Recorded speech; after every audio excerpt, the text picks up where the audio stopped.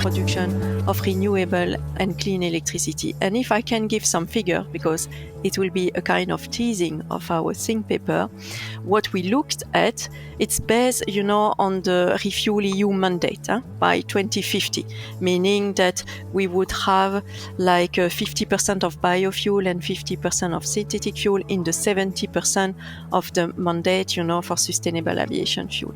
We look to the flight above 3,000 kilometers for all ICAC area. I'm not speaking about EU 27. I'm really speaking about ICAC area. It's more than 40 countries. The number, the quantity of electricity that we would need to produce enough SAF to decarbonize all long haul is 73 nuclear plants, just to give you an idea. So it's more than 800 terawatt-hour per year that we will need by 2050.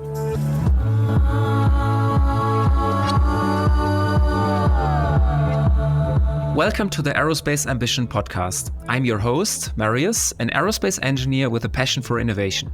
In today's episode, we'll dive into the energy challenge of decarbonizing the aviation sector, and of course, we will put this in the context of Contrail Management.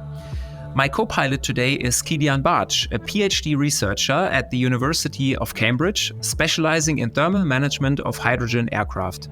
I first noticed his ambition through the insightful comments he shared on LinkedIn, which showcase both his curiosity and expertise in reducing aviation's climate impact. Kilian is passionate about exploring innovative solutions to make aviation and the world beyond more sustainable. Kilian, welcome to the Aerospace Ambition cockpit. Thanks so much, Marius. It's a pleasure to be on this side of the podcast. Exactly. Great to have you on this side of the podcast now. And I'm sure you'll enjoy our guest today as well, because our guest today is Marylin Bastin, the acting director of the European Green Sky Directorate and head of aviation sustainability at EUROCONTROL. An electronic engineer by training, Marylin has also an executive degree in environmental management, and she has been working in air traffic management for more than 20 years, first at the Belgium ANSP, and since 2020 at EUROCONTROL. In November 2023, together with Canso, she organized the Sustainable Skies Conference in Brussels, which brought together more than 2,000 experts, policymakers, academics, and industry players on the topic of contrails. Until last June, she also was a member of the Council of Engineers of the Energy Transition under the auspice of the United Nations Secretary General. Marylin, welcome to the show.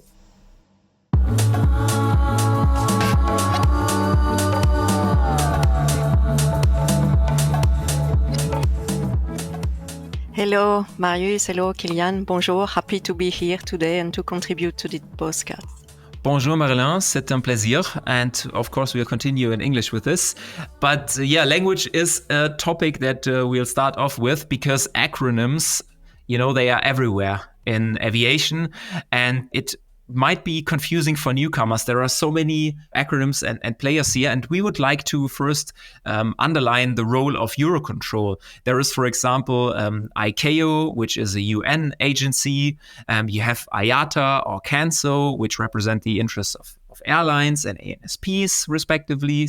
And then you have EUROCONTROL. So could you please explain the main responsibility of EUROCONTROL and the scope where it's active?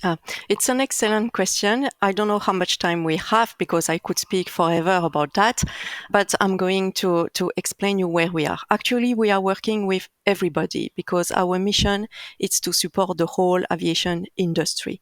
We are working on aviation sustainability. So it means that it's not only environment, but it's also on the economics of it, because I really believe that we can't decarbonize the aviation sector if the solutions are not affordable, So based on that, what are we doing? Actually, when we speak about decarbonization of the aviation sector, we have 4 different ICAO pillars that are referred to usually, and we are supporting all of them. So if I want to summarize, for market-based measure, we are working with DG Climat, the Commission, and we are helping the member state and aircraft operator to report their emission in the scope of the EU ETS, the Emission Trading Scheme, and also CORSIA.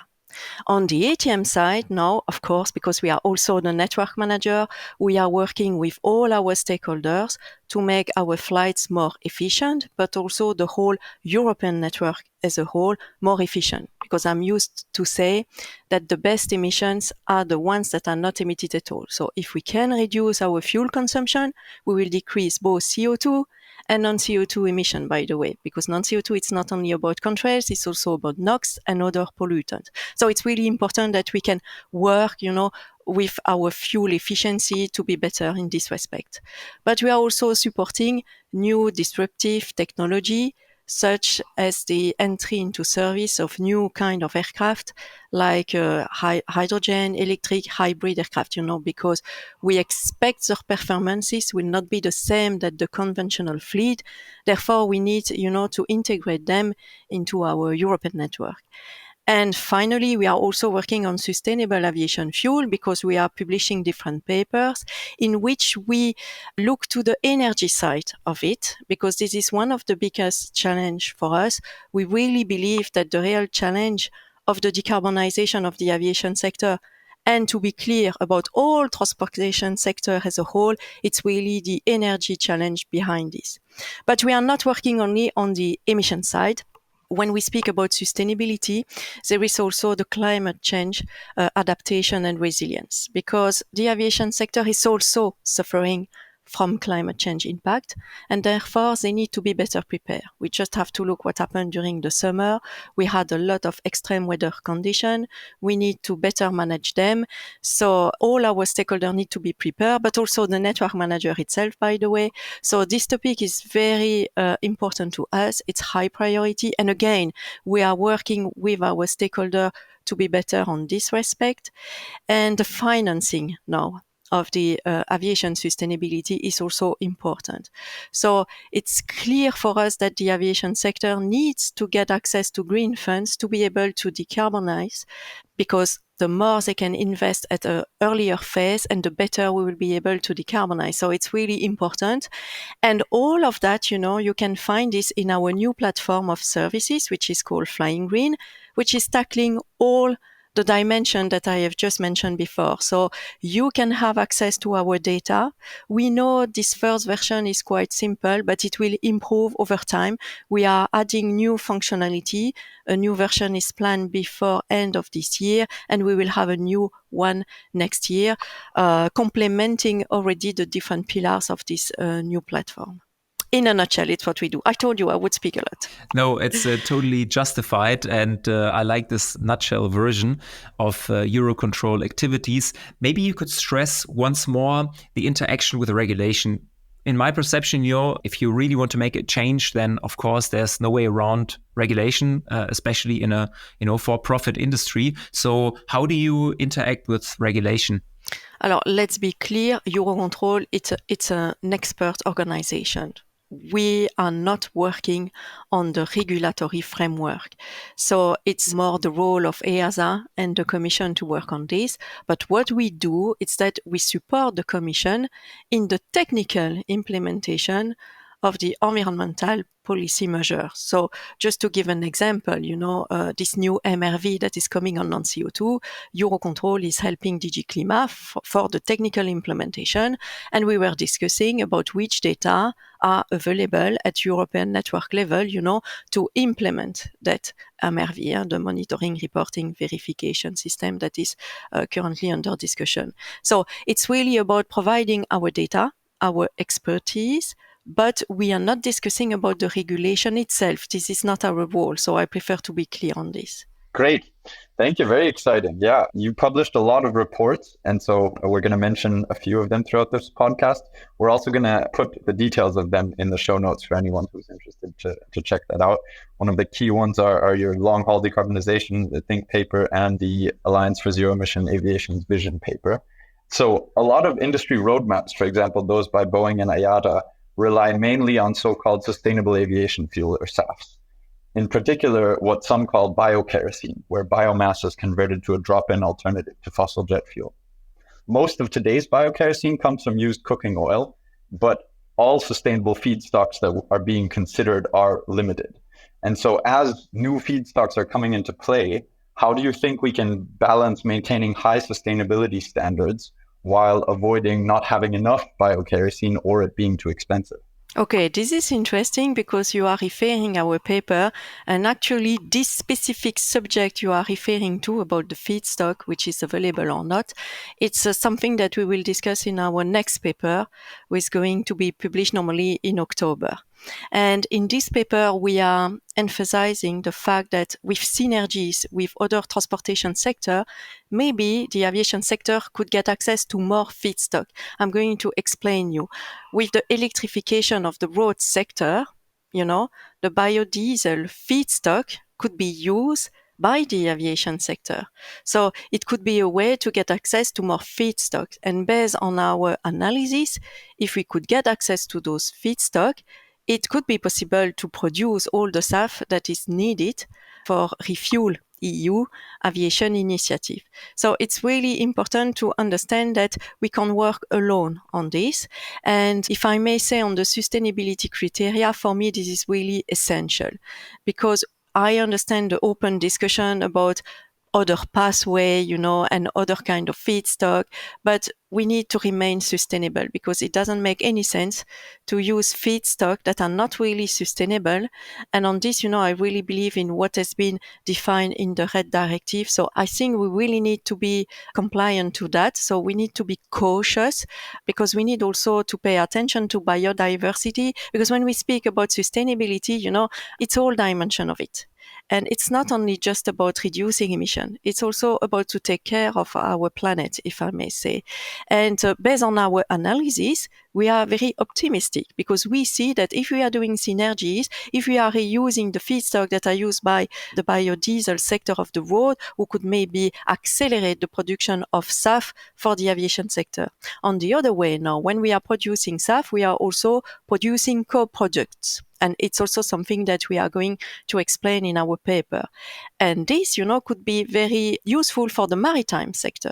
So again, I really think that we need to work all together on this because again, this production of more sustainable fuels, it's something that is important not only for the aviation sector. So it's why we really need to work together on this to have bigger partnership, to have bigger investment, and as early as possible. So I hope I did answer to your question on this. No, absolutely. And yeah, it's really interesting seeing, I was just reading up on the RED directive and how the EU kind of allows certain things to be called SAFs, whereas in the US, for example, it's a lot more lax and they allow crops to be grown to produce it. One thing that I often wonder is one doesn't include the opportunity cost of the land in this, where you could use land to store carbon also. And so I've seen some studies where this carbon opportunity cost of had you used the land to store CO2, when that's taken account, it makes biokerosene look a lot worse. The EU has tried to avoid including that by banning certain types of fuels, but do you think that could also be added in calculation methods for the life cycle emission? Okay, this land use problem is a problem not only for biofuel or sustainable aviation fuel, it will be also for green hydrogen. And this is something that we need to take into account very seriously. Producing a lot of energy will also require a lot of land. And we can see it already in the Netherlands, for instance. There is a kind of competition between the agriculture sector and the hydrogen sector because they will need the same land. You need a lot of lands for the electrolyzer. So all of that needs to be part of the conversation. And then I come back to the biodiversity and the fact that environment, it's not only about reducing emission and it's not only about climate change. So we have to have a holistic approach. And again, I come back to what I was saying. We really need to do more synergies with all human activities because it's not only the transportation sector, by the way, because we really need to better understand how we are going to scale up the use of renewable, clean energy, because be it, biosaf or synthetic SAF. Even for synthetic SAF, you will need even more green hydrogen, meaning that you will need even more green electricity to produce it. But again, we will come back to this land use. We need to understand what we want to do. And I think it's why we need to work together on this. I know that the Commission is really working on this topic very seriously as well, to scale up the production of energy, to be less dependent of other region on that. So for me, this is really one of the biggest challenge we have. But as I said, we have to look at it from a holistic approach, taking into account all the different side effects that the production of energy may have. But I don't have the answer today for this. Yeah, that's totally fair. And I'm really glad that you talk about synthetic alternatives because, as you say, I also recently learned that you need green hydrogen to produce the bio-kerosene, but you need a lot more of it for the e-kerosene. So you need it in both cases. And so the EU has sub-requirements starting in 2030 for synthetic or e-kerosene, which is a form of power to liquid where you combine large amounts of electricity with a source of carbon to also create a drop-in alternative. And a lot of electricity production nowadays is coming from sources that are very capital intensive to build, but relatively cheap to run. And so I'm wondering, do you see kind of airports potentially vertically integrating their energy production so that they kind of start owning more solar and wind to then guarantee the energy requirements at their airports rather than buying it on a market? Actually, it's already happening. Let's be clear. We hear more and more partnership between SAF producer, the energy sector, and the airport. However, as I said, from an infrastructure point of view for the airport, it will become very difficult for them to be able to store all the different kind of energies that we would need in the future. Because you were speaking about the different roadmap out there for decarbonizing the aviation sector. All those roadmaps are right, actually, because in all of them, you will find the same technologies in a way. You will find a sustainable aviation fuel. You will find hydrogen power aircraft or hybrid or electric. It's just the proportion that will differ from one roadmap to the other. And of course, the use of sustainable aviation fuel. All of them will require energy, as we said.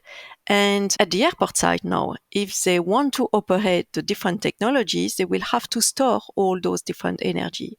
So this is where it's becoming critical because I think they are willing to be part of the ecosystem and the value chain, to produce the energy and to be sure to get everything. But it's already quite challenging for the sustainable aviation fuel. On top of them now, they have to add also this potential for hydrogen. But I see this is already happening. I'm going to give you an example with Groningen Airport in the Netherlands. It's an airport in which you will already find a partnership for hydrogen because they are connected to the hydrogen valley in the Netherlands, because they get access to that hydrogen for the ground operation. And they have already a plug, for the electric aircraft. So electric aircraft can already charge themselves at Groningen Airport. So yes, this is a regional airport, but still, you can see that they are preparing themselves for the future. And I really advise you to visit them because you will understand what are the main challenges that they have. For instance, they were explaining that an electric aircraft to plug in their system, it was not compatible, so they had to find some solution to connect the cables from the electric aircraft to the plug to charge the aircraft. And then, for the hydrogen, they also explained all the different challenges that they have in terms of storage. So I really think that this is the future. The airport has a big role to play, but we need to recognize and acknowledge that it will cost a lot of money. They will need to invest, and they need also to have maybe more certainties about what is really coming in terms of business, because it's good to speak about technology, but if there is no business behind, this is also more challenging. But it's where we try to play a role as EUROCONTROL, because we try to facilitate the discussion about that. Yeah, that's really interesting. I can't wait to go check out Groningen Airport now next time I'm in the area. You mentioned infrastructure, and I think infrastructure is kind of one of the key debates, right? Because any alternative kerosene fits in very well with the existing infrastructure. But if you need to produce e-kerosene from electricity, it requires even larger amounts of electricity than you would need to produce liquid hydrogen. So I kind of see the main tension between these two long-term solutions of being, are we going to accept the higher energy demand that we need to produce synthetic kerosene, or will we take the investment to build out hydrogen infrastructure and planes? Do you see that being kind of the main tension between these two options for the very long haul, or? I don't think it's really a tension. I think that we have no choice, actually, because the feedstock are limited. So in a way, we can't rely only on bio SAF. This is clear. So it's why I really believe that synthetic fuel are really the solution for the future. The problem, as I said, it's to ensure that we have enough electricity to produce the amount of e-fuels that we need.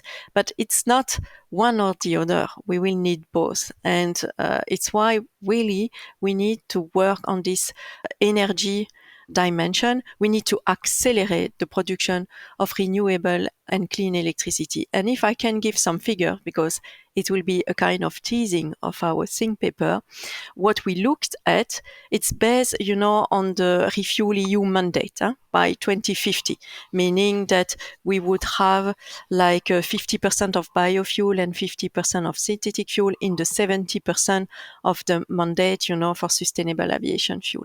We look to the flight above 3,000 kilometers for all ICAC area.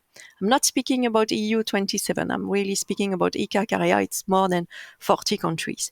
The quantity of electricity that we would need to produce enough SAF to decarbonize all long haul is 73 nuclear plants, just to give you an idea.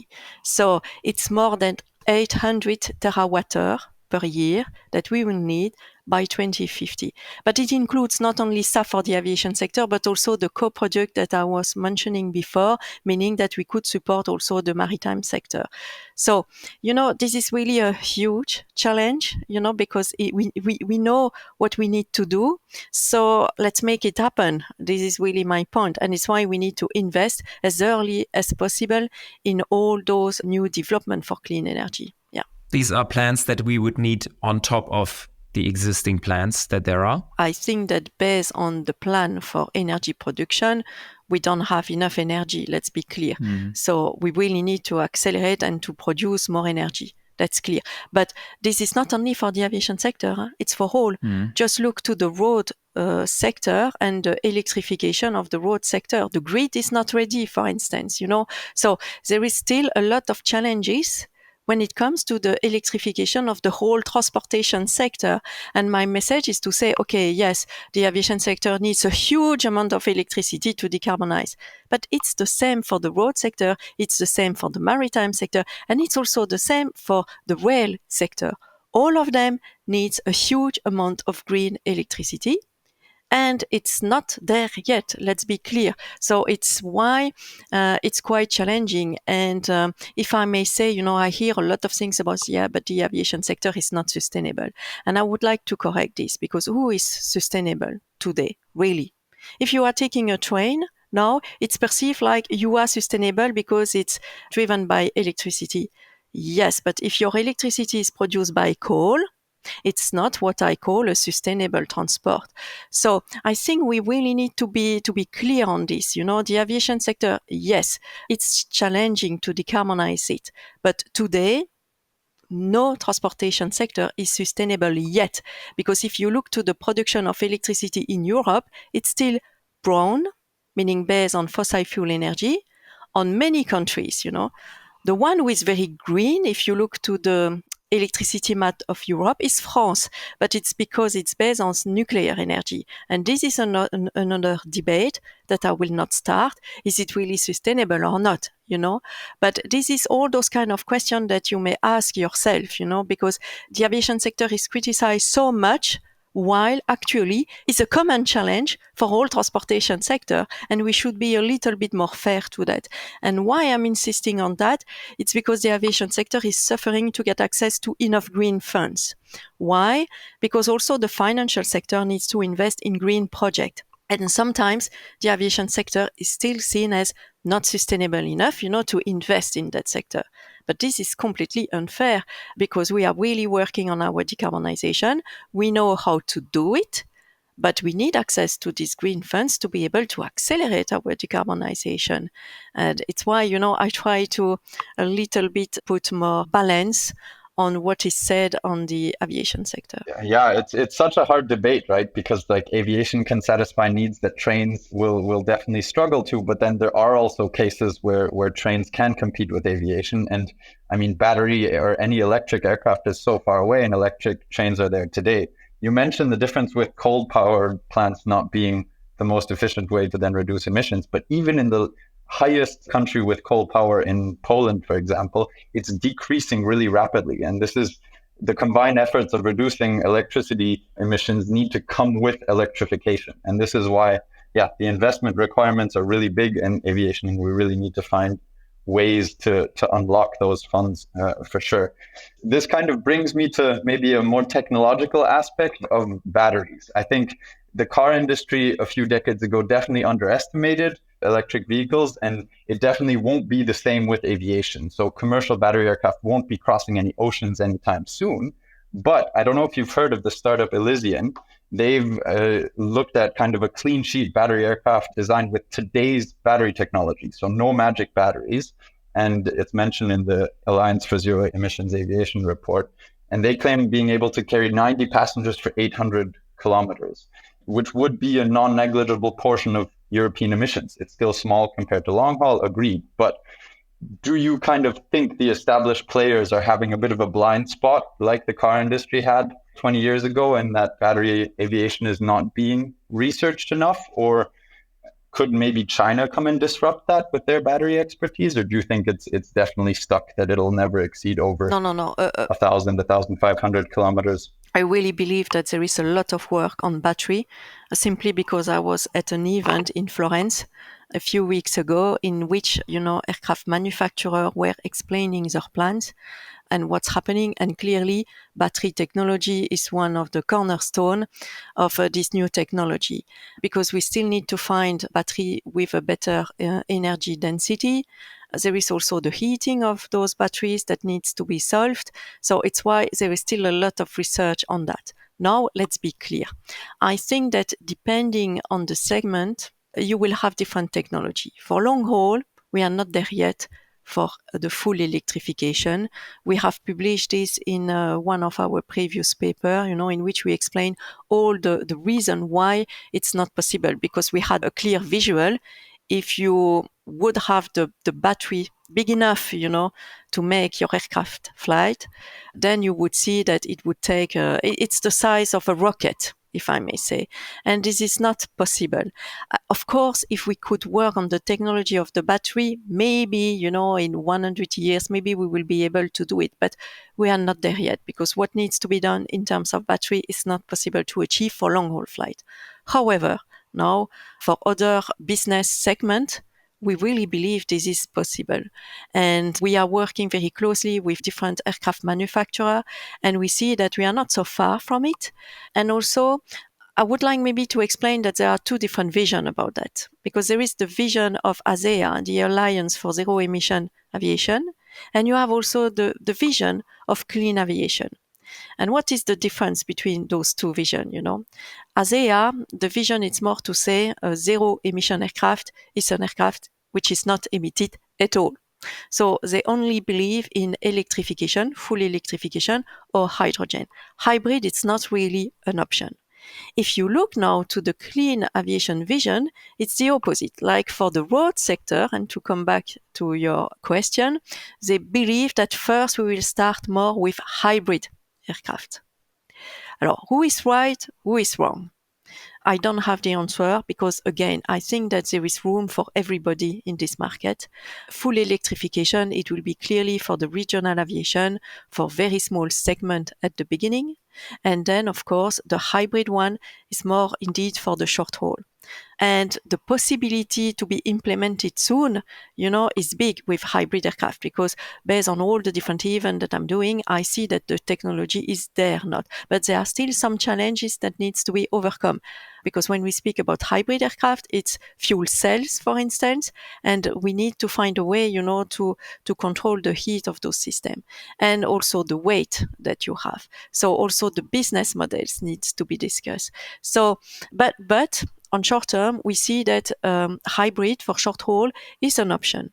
And electrification for the regional aviation is an option. And when I'm discussing with all those new pioneers, working on those new disruptive technology, they are quite optimistic. Now we have a role to play, though, because all those new technologies, this new kind of aircraft will be heavier than the conventional aircraft, just because of the weight of the battery or the fuel cell, etc.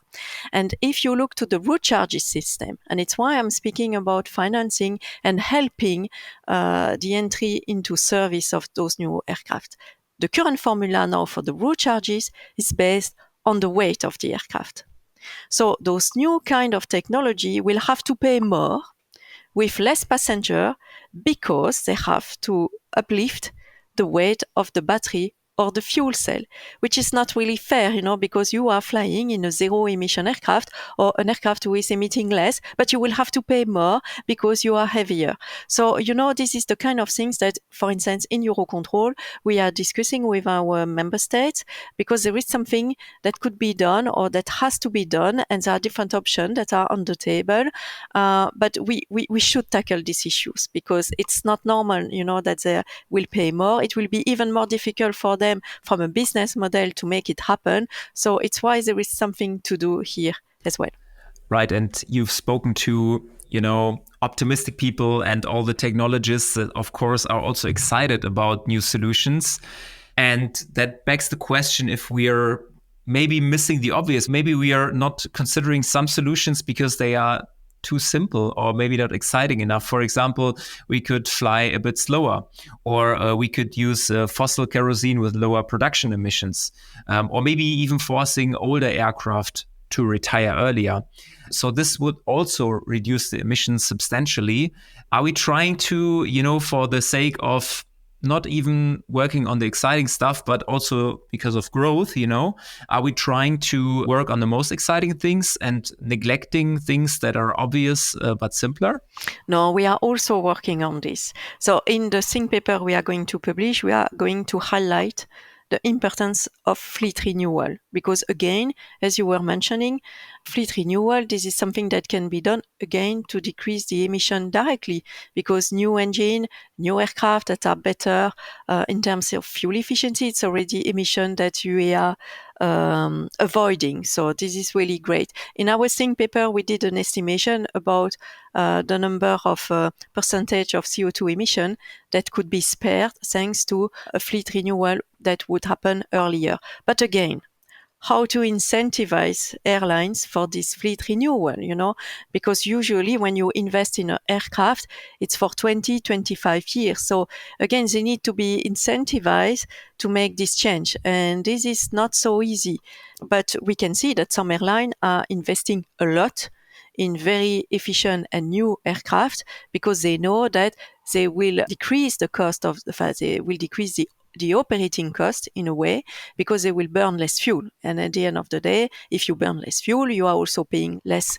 I don't like to say taxation, but carbonization measure, because when you have to report on EU ETS, I know it's almost free now, but in 2026, 2027, they will have to pay more for EU ETS. Clearly, it depends on the amount of fuel that you are burning. So decreasing your fuel, you are spending less money for the fuel, but you are also spending less money for the market-based compensation, and you are also spending less money for the SAF that you have to take on board, because we all know that SAF will be more expensive. And we have published a study about that, by the way, which is called Objective Scan Green, in which we were saying the more we fly, the more we can decarbonize. I know it's quite provocative, but behind this, it was just a message to explain, if we have a healthy business that have a lot of revenue, they can invest earlier in fleet renewal, for instance, And if they don't have revenue, how do you want them to be able to invest in a better fleet, so they need to get money for that. And it's why we were saying that it's important to have a healthy business to be able to do that.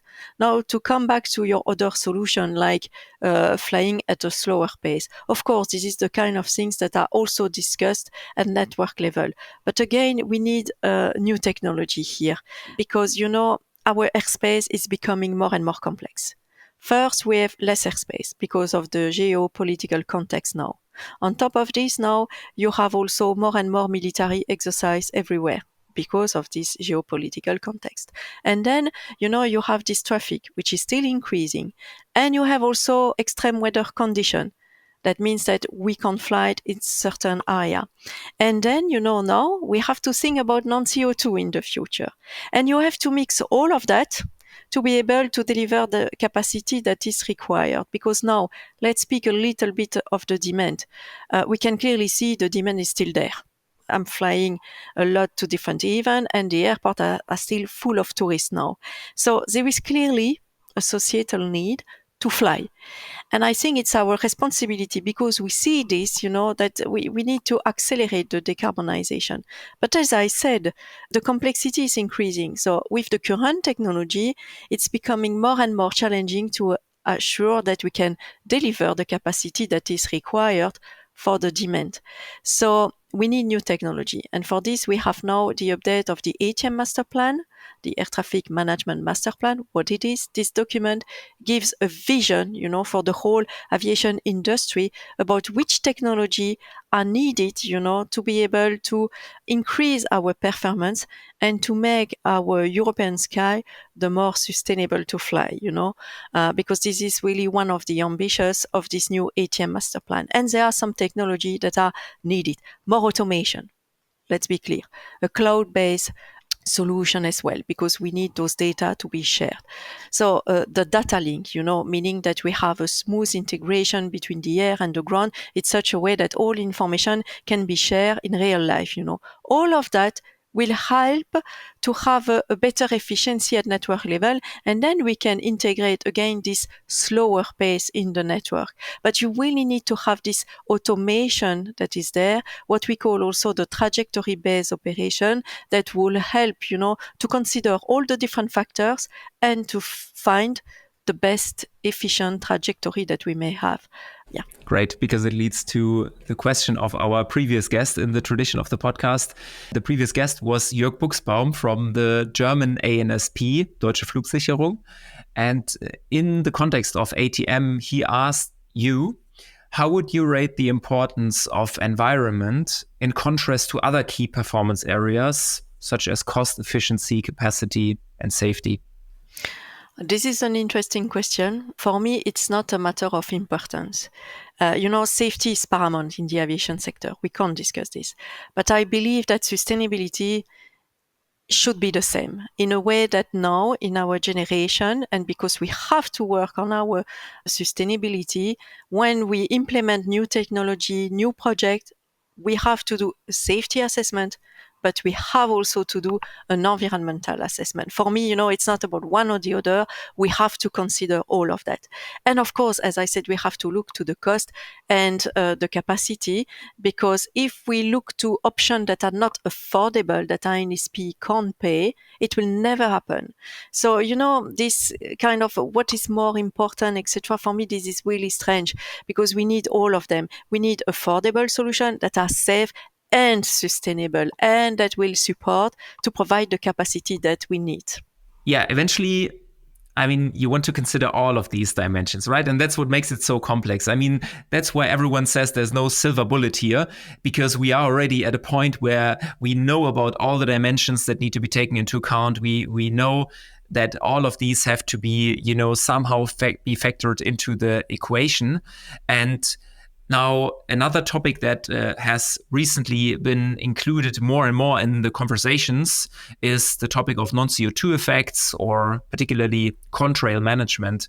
And since you're looking at this heavily through an ATM perspective, I was wondering what your take is on the scalability of contrail management. Tough question here, because we are not there yet. Indeed, non-CO2 and contrails management is really an important topic for us. And it's why, as EUROCONTROL, we are working on two different dimensions. The research side, in which we are really intensively working on having better prediction, observation, verification. And why we are doing this? Because it's important that from an ATM point of view, when we try to avoid a contrail, we are indeed really avoiding a contrail. So this verification side is really essential. Why? Because now on the ATM side, EUROCONTROL is very active on this because with MUAG, we are doing a lot of trials, trying to better understand what will be the impact of avoiding contrails. Let's be clear, we will have impact on capacity. So this is also something that we need to consider because when you don't have so much traffic, the first trial that we did was during the COVID. It was quite okay to do that, Now, in a very busy environment, this is another story because again, and we come back to what I said before, it's the technology. The air traffic controller needs the tool to support them, to have a good decision. And we need also to be sure that when they are avoiding contrails, we are really avoiding contrail and we are not flying at another area in which we will have contrails where we were trying to avoid them. Why? Because we are increasing the complexity of the network by doing so. So we need to be sure that we are doing the proper way. So it's not that we are trying to find excuses not to do something already today when we speak about scaling up. It's just that we want to be 100% sure that what we do is really good for the environment. Because when I hear sometimes that, yes, but when an aircraft is flying just above, just lower, it will be only a small amount of fuel. Yes, this is true in airspace with a very low traffic. But during the summer, it's not what's happening. It's just a level band which is not accessible anymore, and you have a snowball effect on the network because then your single aircraft have to fly at another level. It means that the flight that was planned there has to be moved as well, and the other one as well, and the other one as well. So in terms of fuel consumption, it may have a huge impact. And what I'm missing now is those impact assessment from a network point of view. And it's why we are really working intensively on this. And I believe that to be able to scale up all those avoidance of contrails, we really need to improve our prediction, our verification, and the tools that the air traffic controller have to support them to take informed decision. In a nutshell. I have another tough question for you, but I love the answer before, so I just keep going. And that is, when do you think we will have fleet-wide contrail management operations? So the question is about the when, what is a realistic timeline given your experience, also when it comes to the single European sky, the more complex the problem, the longer the timeline. So can you give us a little bit your estimation on that? To be honest, I don't know how I could answer to that because we need one fundamental data here. It's the humidity data from the aircraft, because at the end of the day, if, as I said, we want to be sure to do the right thing, we need to know some data from a tactical point of view again. So we need those data. So first, we need to equip all our aircraft with those sensors to be able to collect all those data to improve our models. Unless we decide to work only on the planning side, meaning the more strategic side. But for me, that part is maybe more accessible to work on this planning side. But again, we still need to have better prediction. In terms of timelines, to be honest, I have no idea, really. I can't answer to that. That's all right. But I wanna drill down a little bit on your answer that you gave before, because you've mentioned all the points that need to be correct, and it's quite many. Let's just be super optimistic here and say, because you're also with EUROCONTROL doing really great work in the context of, using ground observation that, then feed into the prediction. So let's just say there will be a breakthrough at some point. Maybe we're tapping into new data sources and all of a sudden we are much, much better in predicting relative humidity at cruising altitude, which is, that important piece of the puzzle to then act accordingly and avoid these contrails. If we were to achieve this breakthrough, then still scalability was one of the core challenges. So what can we do now, today, in order to prepare for that miracle day? It's easy. You have to implement what is written in the ATM master plan because there is 10 strategic deployment objective with key technology solutions that are ready to be deployed because they are mature enough that could really help to scale this. So for me, this is easy. That one was easy. Great. And this leads on really well to kind of Eurocontrol has a lot of experience with all the political challenges of unifying ATM. And as we were just talking about, Contrail Management will require similarly very big political efforts to be able to pass this on. Do you think there's any lessons that we can learn about the difficulty in general of bringing political consensus to move things forward for the decarbonization of aviation? What I don't like sometimes in the aviation industry is this blaming culture. Everyone saying, yeah, but this one is not doing enough and they should do more and blah, blah, blah. I think the situation is quite challenging for everybody. So what we need today, it's even more collaboration because I know the whole aviation industry is already working together, but I think we need to go even further in that because, as I said, we are all sharing the same concern, the same challenges, and the only way to do it now is to be all together in this and as one voice, to speak to the policymakers, to scale up what the aviation industry needs to decarbonize. Great. Awesome. I just want to come back on one point that you said before, your quote, the more we fly, the more we can decarbonize. Isn't there also a potential for that as climate change increases, the pressures on migration and extreme weather events that are already impacting airports, as you were already mentioning, will threaten geopolitical stability? And then kind of the growth is actually damaging the ability to kind of have international cooperation that we need to fly. So in general, I also wonder if kind of so many airlines have a growth-based business model, if this continued growth can be reconciled with sustainability goals. The easiest way for the car industry to kind of meet their emission targets is to sell less petrol cars, but of course you still need to make profits.